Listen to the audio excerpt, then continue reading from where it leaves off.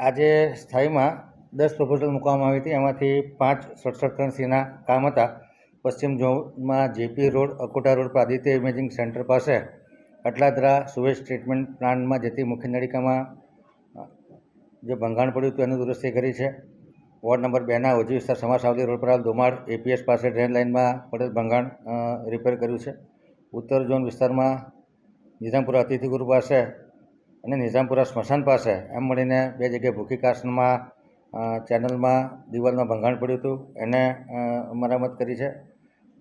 Ward number 9માં Samta police ચોકીથી Laxmipura APS જતા સુરભી પાર્ક સોસાયટી સામે એ ડ્રેનેજમાં ભંગાણ પડ્યું હતું, એનું 67 કામ કરવામાં આવ્યું છે. અને વોર્ડ નંબર 11માં મણિયાર સર્કલથી વાસણા તરફ જતા રસ્તે બીનાનગર તથા ધ્રુવ એવન્યુ પાસે હયાત ડ્રેન લાઇનમાં ભંગાણ પડ્યું હતું.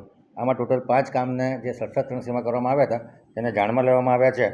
ઓડિટ વિભાગના જે રિપોર્ટ હતા એને પણ જાણમાં લેવામાં આવ્યા છે.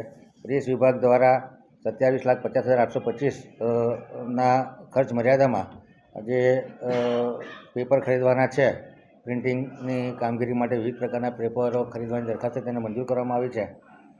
પાર્ક અને ગાર્ડન વિભાગ દ્વારા પૂર્વ ઝોનમાં જે ઝાડના ટ્રીમિંગનો ઇજારો છે તથા ડિવાઇડર મેન્ટેનન્સ અર્બન ફોરેસ્ટની નિભાવણી, ટ્રેક્ટર, ક્રેન, હાઇડ્રા માનવદિન સપ્લાયનું જે કામ હતું એને 50 લાખનો ઇજારામાં એક્સટેન્શન માગ્યું હતું. આ નાણાકીય મર્યાદા 50 લાખની વધારવામાં આવી છે. અને જનસંપર્ક વિભાગ દ્વારા શિવજીની સવારી માટે તથા સર્વેશ્વર મહાદેવની મહાઆરતીના કાર્યક્રમ માટે જે આનુષંગિક ખર્ચ કરવાનો છે એના માટે કમિશનર શ્રીને સત્તા આપવામાં આવેલી છે.